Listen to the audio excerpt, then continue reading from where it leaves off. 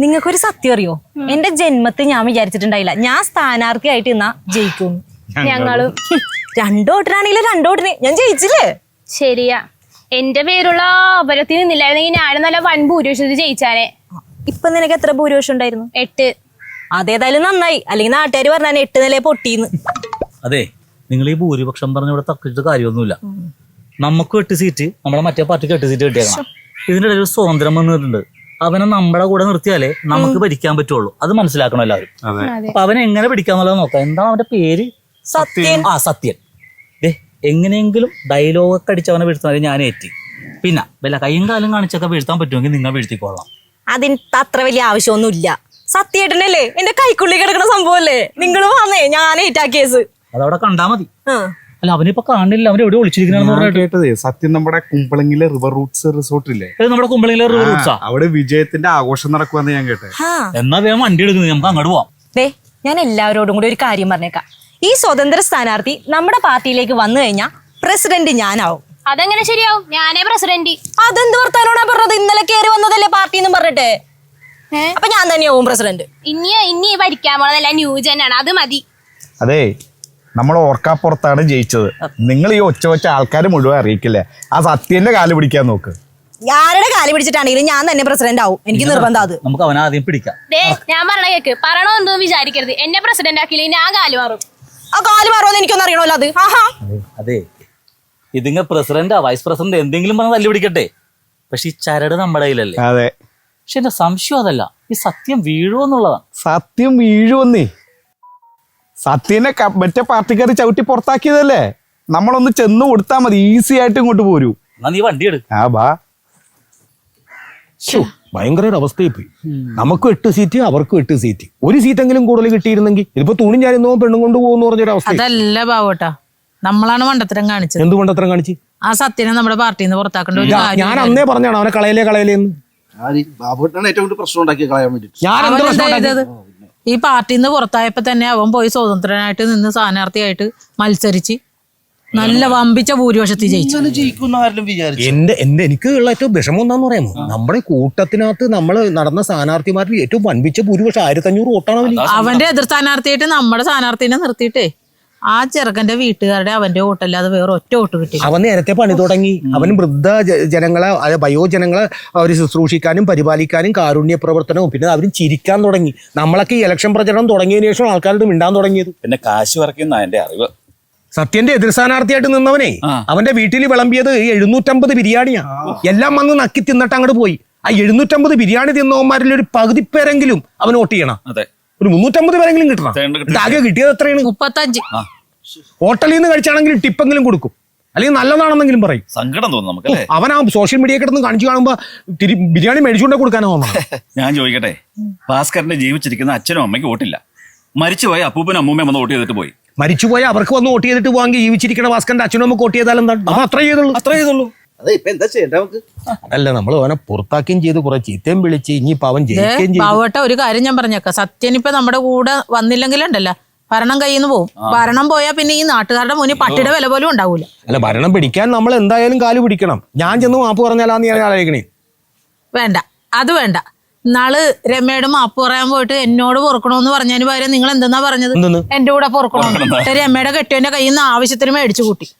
ഇത്തവണേ ഞാൻ സോറി പറഞ്ഞോളാം സത്യനോട്. എങ്ങനെയെങ്കിലും കയ്യും കാലും പിടിച്ചിട്ട് നമ്മുടെ ഒപ്പം ചേർത്ത് നിർത്തി ഭരണകക്ഷിയായിട്ട് നമുക്ക് ഇവിടെ ഭരിക്കണം.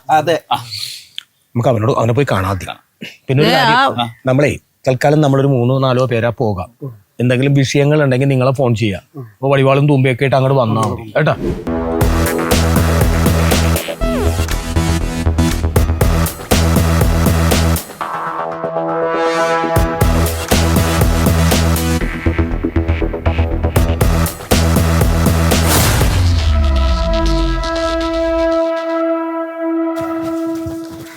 സത്യ, ബാവോട്ടനെ വിളിക്കണത്. സത്യ, വാതിൽ തുറക്ക്. സത്യ, രുക്മിണിയൊക്കെയാ വിളിക്കുന്നത്. വേഗം വാതിൽ തുറക്കടാ. എടാ, നിന്റെ വിജയം ഞങ്ങൾ സമ്മതിച്ചു, നീ ഞങ്ങൾ അംഗീകരിച്ചു. നീ ഞങ്ങളുടെ കൂടെ നിക്കണം. ബാവോട്ടനാണ് പറയണത്. ബാവോട്ടൻ നിനക്കൊരു സത്യേട്ടാ, വാതിൽ തുറക്ക് സത്യേട്ടാ. ഇത് ആരാ വന്ന് നിക്കുന്നൊന്ന് നോക്കിയേ.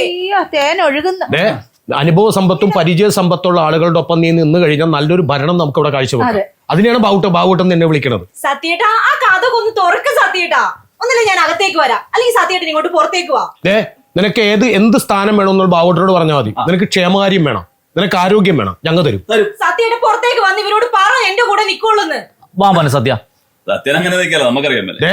ഈ വിദ്യാഭ്യാസത്തിന്റെ കുറവ് നിനക്കുണ്ട്, അതുകൊണ്ട് വേണമെങ്കിൽ വിദ്യാഭ്യാസ വകുപ്പാണ് നിനക്ക് തരാം. ഞാനാണ് പറഞ്ഞത്, ബാബുട്ടനെ പറഞ്ഞത്. അങ്ങനെയാണെങ്കിൽ മോനെ സത്യ, നിനക്ക് ഏറ്റവും പ്രധാനപ്പെട്ട വൈസ് പ്രസിഡന്റ് സ്ഥാനം ഞങ്ങൾ അങ്ങോട്ട് തരും.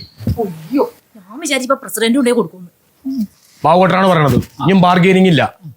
അവർ വൈസ് പ്രസിഡന്റ് അല്ലേ പറഞ്ഞുള്ളത്. പ്രസിഡന്റ് സ്ഥാനം തരിക. നിനക്ക് പ്രസിഡന്റ് തരും. ഈ ഗ്രാമത്തിന്റെ പ്രസിഡന്റ് ആവും നീ. എന്താണ് സത്യ ഇങ്ങനെ അകത്ത് വാതിലടച്ചിട്ടിരിക്കുന്നത്? ബാമോനെ ഇങ്ങട്. സത്യ, ബാബുട്ടനാണ് നിന്നെ കാണാൻ വേണ്ടി വന്ന. എല്ലാരും ഉണ്ടല്ലോ. ജയിച്ചേരി കൺഗ്രാജുലേഷൻ.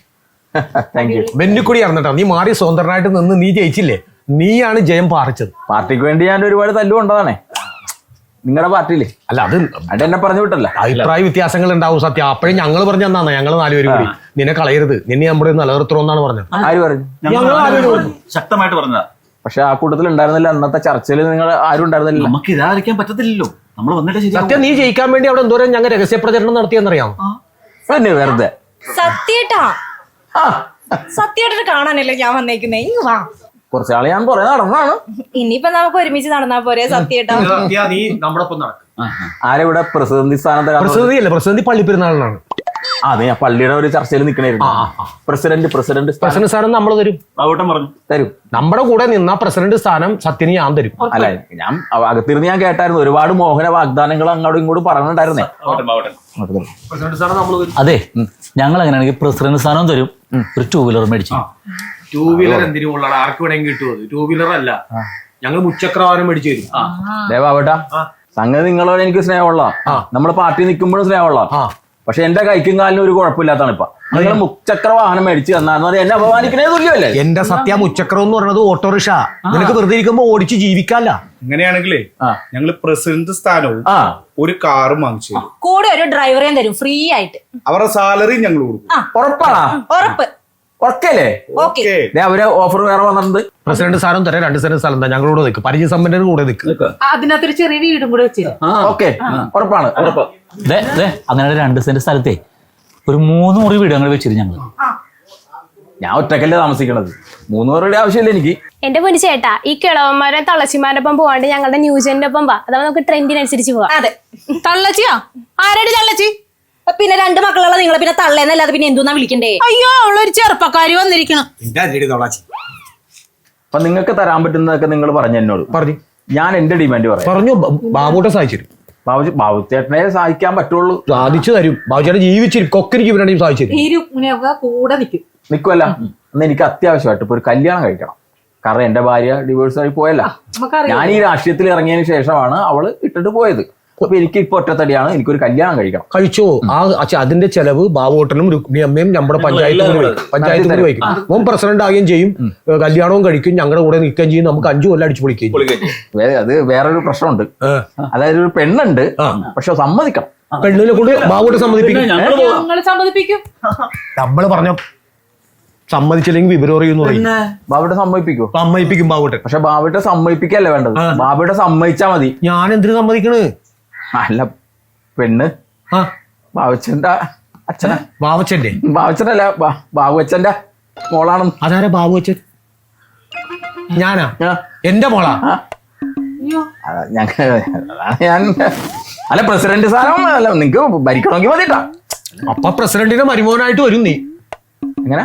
പ്രസിഡന്റിന്റെ മരുമോനായിട്ട് വരും. അല്ലല്ല, അതിൽ ചെറിയൊരു പ്രശ്നം വന്നിട്ടുണ്ട്. പ്രസിഡന്റിന്റെ അമ്മായച്ചനായിട്ട് വരും ബാബുച്ചൻ.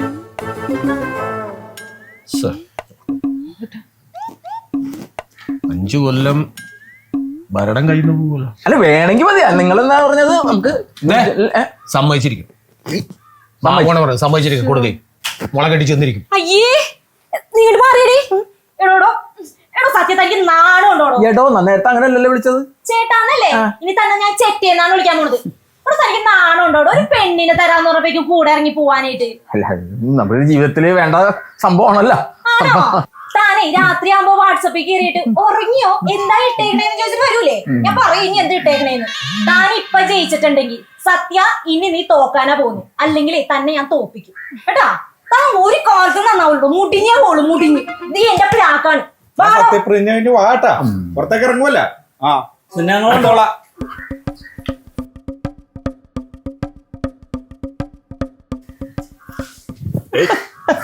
വെറുതെ വെറുതെ പറഞ്ഞത് അത് എന്റെ കിട്ടാത്തതിന്റെ ചൊരുക്ക്. അല്ല അപ്പൊ അവള് പുറകെ നടന്നാണെന്ന് പറഞ്ഞു. അയ്യേ അവളാണ് എന്റെ പുറകെ നടന്നത്. അവൾ ഒരുപാട് പേരെ പറയാം. അല്ലാണ്ട് ഞാനല്ല. എനിക്കറിയാം അറിയാം. പിന്നെ ആദ്യം സത്യപ്രതിജ്ഞ, അത് കഴിഞ്ഞ ഉടനെ നമുക്ക് താലി കെട്ടും. തീർച്ചയായിട്ടും. ഓക്കെ.